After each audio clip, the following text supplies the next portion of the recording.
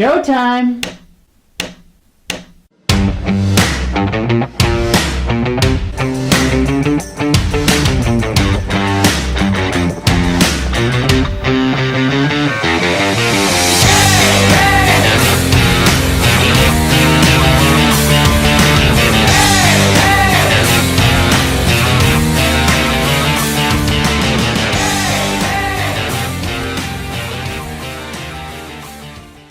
Hi, everyone. Welcome to the Rosie and Bill Show. I'm Rosie DeSanctis, here with Bill Miller. Tonight, we have a very special announcement. Our guest is throwing his hat into the 2020 presidential election race, and he believes that we need to make America Italian again. Take this opportunity to let everybody in this room know that I'm running for President of the United States in 2020. And I feel that the microphone was sabotaged by somebody who want me to be the president. Because I would be the first Italian president running the country, and let me tell you what I would do. First of all, we need a guy like me, you understand? Nice Italian president. I'm gonna change the motto from Make America Great Again to Make America Italian Again. And then if you want to live here, no problem. But you all got to say the same thing if you stay here. You don't know nothing, you didn't see nothing, you don't say nothing. That's enough. Please welcome to the Rosie and Bill Show, Jersey's bad boy of comedy, Mike Marino. Well, hey, thank you very much. I really appreciate that introduction. It sounded fantastic. We're happy to have you on the show, Mike. This is very exciting news. I'm happy to be here. Thank you very much. You know, Mike, I've got to tell you, we generally shy away from politics, but in this particular case, and for our own personal safety, we've decided to make an exception. And we just want you to know right off the bat, right from the start, we fully endorse and support your campaign and whatever else it is we need to do to remain safe, keep Vinny at bay, and of course, get you elected. And last but not least, you may have noticed I'm wearing my dad's tracksuit here to further show my support and solidarity for the Make America Italian Again movement. I appreciate that. If it wasn't so hot here in the state of New Jersey, I'd have had my tracksuit on as well. I actually have old school sweatpants and sweatshirts that actually say Make America Italian Again. In fact, they're on sale, so let me know if you need one. All right. I'll have my people follow up with your people after the show. Hey, that's a good present. Bill is having shoulder surgery very soon, so maybe that's a good present for him for after when he can start working out again. And you know, I've worn my I Love Italian Boy shirt in honor of your campaign and to endorse you as well. I love it. You look fantastic. All right. Why, thank you. Thank you. Why, thank you very much. So, Mike, first question, because it's a competitive field out there. Once elected, what can the American people expect your first order of business to be? Well, you know, I really appreciate that. That's a very good question. And I'll tell you right now, if I really was president of the United States, first thing I'd do is I'd relocate the White House. It doesn't belong in Washington. We should move it here to New Jersey. I figure if it was here, who would know where we are? That's true. That is very true. And what's your policy on transparency? Well, I don't know anything about transparency, but I can tell you this. One of the first things I would do is I would say, listen, I'm president of the United States. You don't have to worry about nothing from now on. I got it. I ain't going to tweet. That's not what I do. I'm Italian. I don't want nobody to know what I'm thinking. And you don't follow me. I follow you. My platform's going to be, you don't know nothing, you don't see nothing, and you don't say nothing. That's it. And don't got to worry about nothing from there. I'm not going to need 4 years. 3 months will straighten out the entire country. I can't do 4 years. I'm busy. Well, you know, they usually talk about a president's first 100 days, so you don't even need the full 100 days. See? Wow, that's impressive. Now, Mike, I have to tell you, just from what you just said, I feel safer already. So I have to ask, how would your administration handle any threats to the United States? Oh, we got people. You don't got to worry about nothing. I'll take care of it from here. What did That would your be so much fun if somebody asked me during a news conference, they were like, hey, what happened with this? I'm like, hey, don't worry about it. Don't worry about it. We're good. We're good. Gives a whole new meaning to need to know basis, huh? Yeah. We'll go to the airport. We'll start with the sign. You know the sign, if you see something, say something. No, you keep your mouth shut. Well, what about your foreign policy? Well, I know a lot of people, and they know a lot of people who know people, and we'll just keep the policy very foreign as we possibly can. I mean, some of these questions I don't really like to talk about, especially on a thing like Zoom, because a lot of other people could be listening. Oh, okay. So I'm guessing that maybe the press conferences that generally the president holds, you might shy away from that a little bit. Oh no, I would definitely like to do a debate, if that's what you mean. I would definitely like to do debates. I don't like the way they do it. They make fun of each other while they're standing next to each other on national television. I think a person who should really just who's running for a position should just say what they're going to do rather than make fun of people around them. Just let's know what you're going to do. Because I'll tell you right now, if anybody on television made fun of me while we were debating, I'd have to say to the master of ceremonies, go to a commercial break. Then when we come back from break, you won't be able to find the other guys anywhere. Then they'll ask me what happened. I'm like, I don't know what happened, but they're gone now, and there's nothing you can do about it. So Mike, it sounds like your responses in a debate would pretty much be commercial breaks. Well, when you go to a commercial break, that's when you can have a little chit chat with your fellow entertainers or politicians, straighten them out. Come back from break, they're not there. Who's to say what happened? Maybe they had to go. Maybe they went. Yeah. Can you give us an example, Mike? Say years ago, there was this big search for Osama bin Laden. I mean, years it took to find this man. How would you have handled that, say, differently? Well, I thought it was a waste of time and a waste of money that we sent the Army, the Navy, the Marine Corps. Everybody went out there. If I was running the country, 2 Italians from Jersey would be back in 24 hours.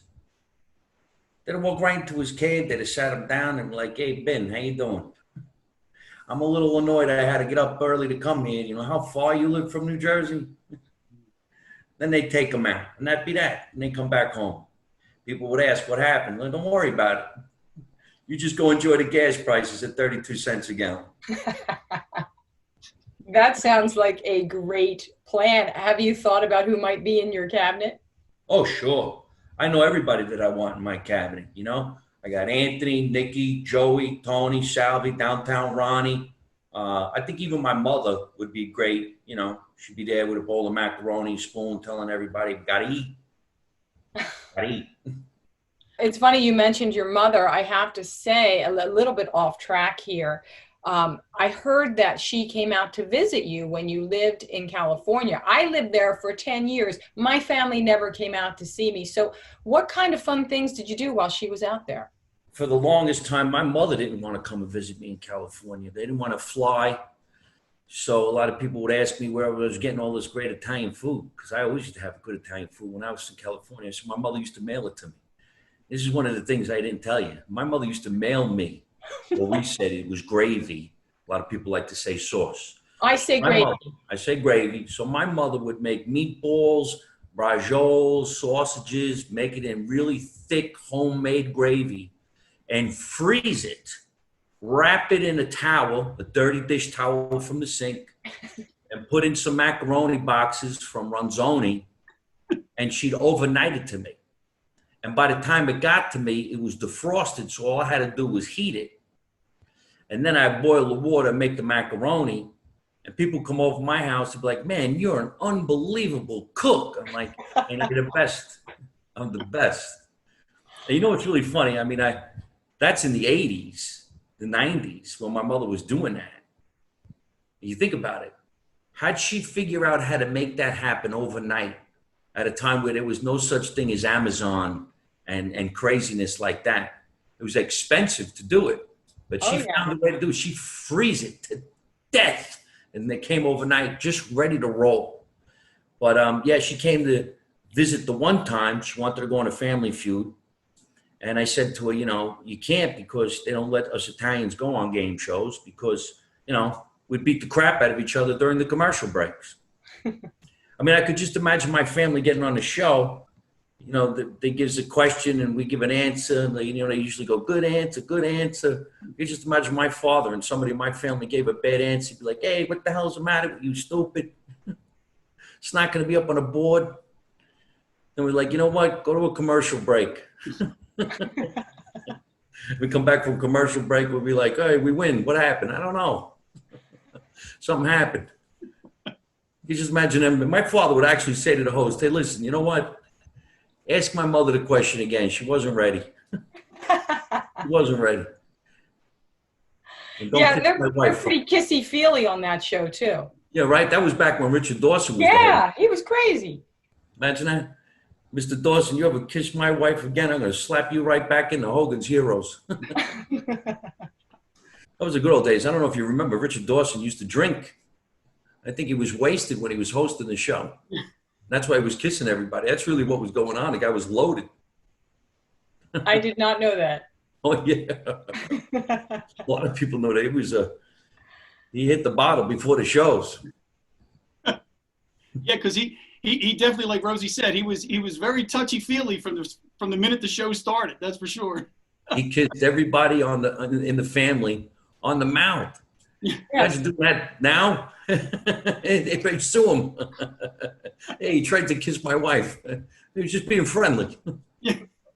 Well, and now you couldn't do anything like that because of what we're going through in the world. When I came back to New Jersey, everybody's saying, you got a social distance, social distance. I says, I'm from New Jersey. We social distance since I'm a kid. It's called get away from me. Why are you so close to me? Get out of here. Come near me. If I can smell your breath, you're way too close. Brush your teeth. I guess the one good thing is for some people is probably a benefit that they have to wear a mask. So that can help. There's a lot of people out there with bad breath. They don't like to admit it. Always made me wonder why people with bad breath don't know they have it. The bad breath is in your mouth. Can't you taste it? I mean, we get up in the morning, you go for a cup of coffee, you got your mask on, you smell your night breath. So why don't other people know? And it's always the people with the worst breath that feel the need to tell you a secret. Drives me nuts. Have somebody with bad breath tell you a secret, like, hey, I got a secret. You're like, nah, I don't want to know. I don't want to know. The whole time they're talking, you start thinking weird things, like maybe their bad breath will stick in your shirt. And then you go walk around and somebody says, hey, your shirt stinks. I'm like, yeah, he's got bad breath. I talked to a guy once, his breath was so bad, it went in my nose and came out my mouth. I said, you got bad breath. He goes, so do you. I'm like, it's not mine, it's yours. That's so true, though, Mike. I mean, people, they seem to be the close talkers. You're right. They do. They always have the secret. They got to, well, don't tell anybody, but. Yeah. And I won't, I promise. Don't even tell me. That's why I breathe in from other directions. You ever do that? Yes. Like, hey, how are you? I'm like, good. Really good. Yeah, that's true. And then you don't breathe through your nose sometimes either. Yes, you hold your breath. Mouth breathing. Yeah. Start going like this. The things you learn from watching the Rosie and Bill show. That should be a good educational show. Yeah. Got to be classy when you talk to others. Like, have a mint. Yeah. You ever offer somebody a mint and they look at you and they go, no. And you're like, please. It's not that I got too many. You need the mint. Yeah. Well, at least we found one extra positive thing about the mask, right? In addition to keeping us safe, they also can maybe save us from some bad breath, or at least help people know that they got it. That's right. Mike, we understand you have a great mask. Let's see your mask. You know, some people have been sending some masks to me, and I've been having a lot of fun with this one. I think this is really cool, and this is really exciting. It says, Make America Italian Again, MikeMarino.net. You can see it. I do. That came to me from a friend. She has a clothing line called Skirts-A-Phrenic. schizophrenic, and she makes these really cool things, out of denim and stuff like that. So recently, when the pandemic hit, she sent me these, and they all say "Make America Italian Again," and they're just cool, fun stuff. That's terrific. Isn't this cool? Look, and I wore this for a little while too. And then I figured I'll come out with my own, and I do sell these at MikeMarino.net. This is the Mike Marino mask. Make America Italian again. Yeah. You don't know nothing, you don't see nothing, you don't say nothing. That's America. They're washable, and they come in different colors. And they'll protect you from bad breath. Yeah, you go. They come in white. I was wearing a white one on a Sunday, which was not a good idea because I had some spaghetti with some sauce, and then all of a sudden it was red in there, and I'm like, oh no, what happened? Get it? Get it? Oh, man. Well, Mike, I'll tell you what, if it's okay with you, we'd like to take just a quick break because we're going to bring out our health and fitness guru, who happens to also be Italian. She makes fitness great again. Ladies and gentlemen, it's time for 60 Seconds with Coach Lombardi.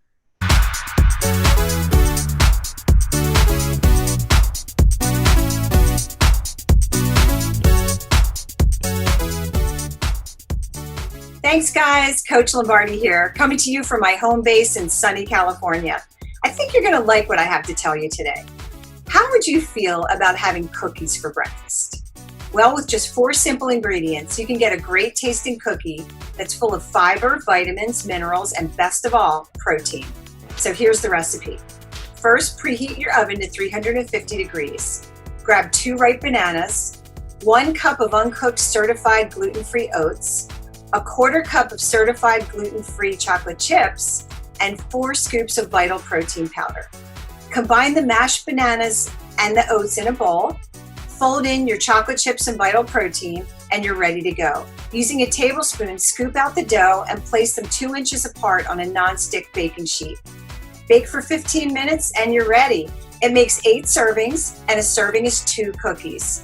You'll get a whopping 5 grams of protein per serving, 18 carbs, and only 2 grams of sugar, and only 96 calories.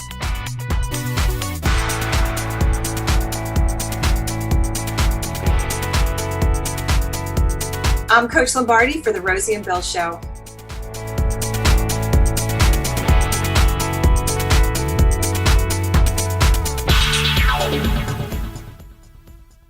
Thanks so much, Coach. As always, great tip.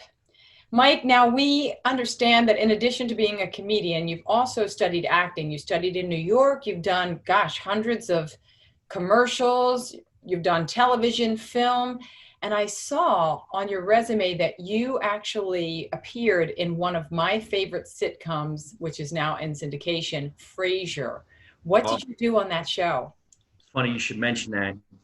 I never wanted to be a comedian. I didn't set out to be a comedy guru or a stand-up. I just wanted to be an actor since I'm a child. I've been in Screen Actors Guild since I'm 12 years old. In fact, I do collectibles. I have collectibles all around my house. So I keep every script I've ever done, every audition I've ever gone on. And I like to, and when I first moved to California, I would send it home to my mom to say, hey, look what I'm doing. So when I came to New Jersey and I go through archives that I sent to my mom with all the letters, I have everything, or should I say she kept everything. So I just found the scheduling of, let's say, when I went on Party of Five, when I went on Frasier, all the times I did the Tonight Show, I have it. So when I went on Frasier, it was just to be on for like 3 episodes. And I played a cop and, you pull somebody over or whatever the situation was for the jokes. But I actually have the script and the audition sides for the show. So obviously you have the audition sides before you get the booking, and then you get the booking. And at that time, there was no such thing as the computer, quite honestly. So you got it in the mail.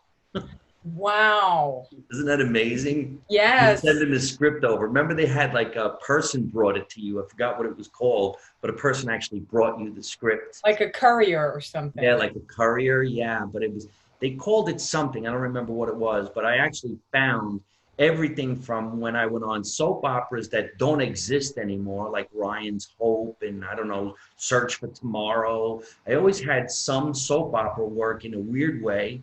And then I found the sides that I went on As the World Turns, and that was the last time I was on the soap, but I went on for 8 months and all my scenes were with Marissa Tomei, never even thinking she's going to become some big Oscar winner. It's like this 19-year-old girl on a soap opera. And I was like around 22 and I was more interested going, we need to get to Hollywood. It's an amazing. Wow. I found my first appearance on a comedy talk show as a comedian was the Martin Short Show. And the other person performing on the show was Phyllis Diller. Wow. Oh Yeah. my gosh. And I found the scheduling, the paperwork, and also this other guy, I forgot his name, but he had just got on The Sopranos. And he was doing episodes of The Sopranos. Pretty interesting. If I could turn around real quick, I could show you something that's really wild. Sure, definitely. I think that person that you were referring to, maybe they were called a page. Was that what they were Maybe. called? That they Maybe. delivered things. I think they were kind of the gophers. They brought the script to your house. Well, the first time I went on a Tonight Show, they give you this for your door, your dressing room door. But I went on the Tonight Show as a sketch comedian, not a stand-up comedian, and I ended up being on the show hundreds and hundreds of times. So I would always take the door, the dressing room door sign, and I made them coasters at my bar for my show, Live from My Mother's Basement. So it's now a coaster. But this was with Jay Leno. There's hundreds of them. Wow. Well, wait a minute. You copied them? You copied them? No, I took them every time I was on the show. You were on hundreds of times? Yeah, I was on for 10 years. Oh my gosh. This is all my Screen Actors Guild cards. I keep them. So you get like 2 a year. So it goes all the way back to 86. Wow. I don't keep mine. Like I it's like to because I collect. keep a lot of things, but I don't keep them. I like collecting things. It's nostalgic. I didn't think I would be the nostalgic one. Oh, wait. But There's more. my first headshot. 16. Well, actually, it's not my first headshot. No, because I was in junior high. Okay, so this is the first professional headshot. But you grew up in Jersey, so you were going to New York to do. Yeah, I live 25 minutes outside of the city. Okay. So like everybody else in New Jersey, who's basically on the border of the Lincoln Tunnel, you jumped on the bus and you went into the city. Jersey City is where I was born. You were there in 5 minutes. Yeah. So you could be a child and go into the city. At that time, you weren't really thinking you were going into the Big Apple. You thought, oh, I'm just taking the train. If you can understand what I'm saying. We're almost one of the same. New York, New Jersey, we're right there. You Right. go under the water or over the water and you're in the other state. So never really thought of it as another state. I understand. Yeah, that's the way it is with us in like Delaware and even in South Jersey. Yeah. South Jersey's your Eagles fans, and then Central and North Jersey's your Giants fans. I think that's the difference in Jersey from what I've seen. Yeah. Might even be where they started going sauce and gravy, or pork roll and tail of ham. Well, but Philly is gravy and South Jersey is generally gravy. So it's interesting that you're gravy, being kind of North Jersey. My mother said gravy. My mother's from Italy, and she used to say it all the time. There's meat in the sauce, it's gravy. If there's no meat in the sauce, it's sauce or marinara. So we called everything gravy. I didn't know until I was in college. Everything was macaroni, gravy, or even spaghetti or the homemades, But I didn't know, I'd never heard the word pasta until I was in college. I know that's weird, but we didn't call it that. Yeah, I didn't say pasta till I moved to California. Right. And people would say to me, you want to go get some pasta? And I said, what is that? You mean Ronzoni number 9? Number 9s. We said spaghetti. Yeah. Macaroni, Yeah. ravioli. Yep. Definitely. But pasta is really famous amongst some true off the boat Italians. They will say pasta, abast. Right. I think it's kind of more became a regional thing. It's definitely a regional thing because my mother speaks with a certain dialect, and so did I from her dialect. So when I went to Italy and I was in Rome and I was speaking my mother's dialect, people told me just speak English. I don't know what you're saying. Where is she from? Where was her? Campobasso. I'm Abruzzese. Okay.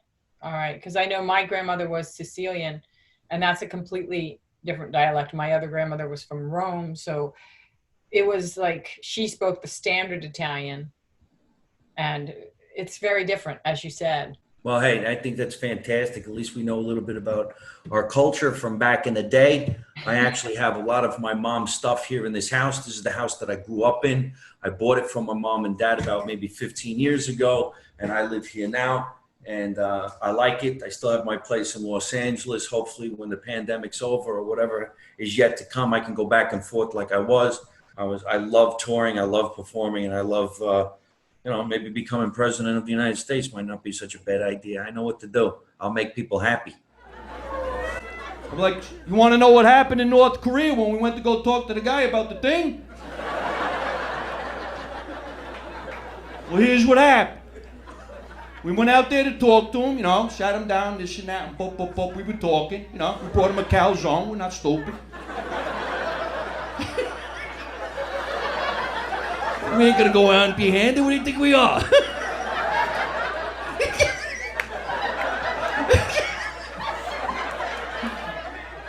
We were talking to him, and then I don't know what happened. But he's gone now, and there's nothing you can do about that.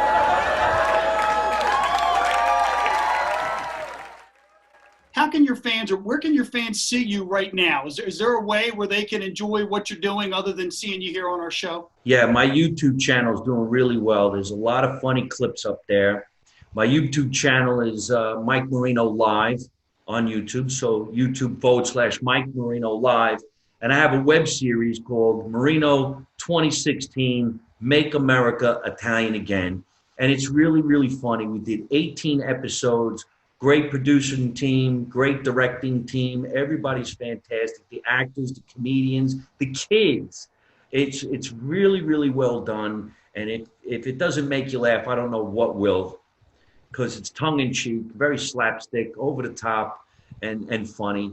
And also on my YouTube channel, you can watch episodes of my podcast, Live from My Mother's Basement, which we film here in the real house. And there really is a basement from back in the day with all furniture from the 50s and the 40s, and the bar is from the 1940s. And I try to make everything lighthearted and fun. I also started a new thing because during the quarantine, we couldn't have other actors in the same room with you. So I created a little thing called my Fake News Family. Fake News Family, and I play all the characters. There's my Uncle Tommy, my cousin Michelle, and my cousin Mooney, who's from the beach. One other thing I wanted to run by you, because this is an idea I had. You know how there's the singing group, the Three Tenors? Yeah. I was thinking, what if there was you, Sebastian Maniscalco, and Dom Irrera, the three paisans, and you guys toured the country? What do you think? Well, I'm sure that would be great. I've worked with both of those guys many, many times. Dom Irrera is a legend in stand-up comedy. Sebastian Maniscalco is just out of control. He really went through the universe. I started stand-up with Sebastian Maniscalco when we were going to the Comedy Store back in the 90s. Him being from Chicago, I was from Jersey. Dom Irrera's from New York. We used to work with Andrew Dice Clay, who actually is Jewish. His last name is Silverstein. And many other comedians. And even Vic DiBattista would be a great choice. I love Vic. I think he's great. But I'm hoping that when the pandemic comes to an end, and hopefully it does soon, that the three of us, the four of us, will be too busy to be performing with each other. There you go. Because so many people are going to want to go out and enjoy a show that we're going to have to spread out around the world, hopefully. Yes, we hope so too. That would be just amazing. We would be so grateful. I'd like to share the stage again with Trey Bella. I was just going to say, yes, we have to do that. And if you are elected as the Italian president, we will sing at your inaugural ball. There you go. And my inaugural speech will be a stand-up routine. That's right. So, Mike, one other thing I just wanted to say, I noticed that you won an award. You won a USO Bob Hope Comedy Award for your service and performances for the military. What did that mean to you? This is the Oscar for stand-up. It looks like Bob Hope. It does. It's supposed to be Bob Hope. That was what you won. That's beautiful. Yeah, I don't know how many years ago this was, but the Laugh Factory in Hollywood decided to award some comedians an Oscar, and this is the Bob Hope Award for all the USO comedy tours that we've done around the world, like in Kosovo, Macedonia, Afghanistan, Kuwait back in the day, Japan. I did many, just like he did when he went with the singers and everybody. So we started to get these awards. So this is the USO Comedy Tour Award for comedians in the shape of Bob Hope. And I was happy to get one. It was one of the first of 5, I believe, to get it. Maybe it was 6 years ago. Wow. That's an honor. Yeah. And that was at the Laugh Factory in Hollywood, California. Congratulations. That is absolutely amazing. Being a true Italian, I actually steal my own marquees. When the show's over, at 2 o'clock in the morning and everybody goes to bed, I go take down the marquee. See it? Yes.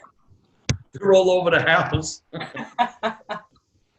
I had a guy once cleaning up the Paramount in Asbury Park, and he goes, "What do you think you're doing?" I'm like, "I'm taking the marquee." He goes, "You can't do that. That belongs to Mike Marino." No, you didn't steal it. You reallocated it. Yeah, there you go. Well, I stole it. Those things cost a lot of money. They do. Mike, I have to tell you, it has been such a treat and such a pleasure having you on the show. We really Thank you very appreciate much. You coming on with us and making us laugh. And you said something a couple minutes ago that I think is so true, and that's when things do open up, and hopefully it is soon. I think the world collectively is going to need lots of laughs, and I look forward to you bringing them to the folks. That's right. Go to MikeMarino.net, log on, subscribe. I send out a newsletter every Wednesday. My social media is at Mike Marino Live on everything: Instagram, Twitter, Facebook Live, all kinds of great stuff. It's very easy to log on. I got a couple of clips that hit some big numbers, and I guarantee I'll make you laugh. And if you write to me, I'll send you out some swag. Well, you heard it right here, folks, on the Rosie and Bill Show. Check out Mike Marino, because we all could use a good laugh. Mike, I say something each week to end the show, but in honor of you, I'm going to do it a little bit differently this week. And make sure Vinny knows that I did this in case he's waiting outside for me in the parking lot with a bat, okay? Folks, make a difference for someone every day. And make America Italian again. Understand? Vinny! Hit him with the bat. Come on, people. You want to talk about discrimination? Whenever the Italians are on television or in the movies, what do they make us play? Mafia. That's discrimination against the Italians. And all I ever wanted to play was a mob boss in a mob movie. And I've been in 2 of them. And in both of them, I was the Irish cop that got whacked in the first 60 seconds. But the Italians on some better shows. You guys remember the movie The Sixth Sense? That would have been a good place for an Italian actor, because that little kid would have been considered a rat. Think about it. He'd be like, "I see dead people." Shut the fuck up. You don't see nobody. You buried them good.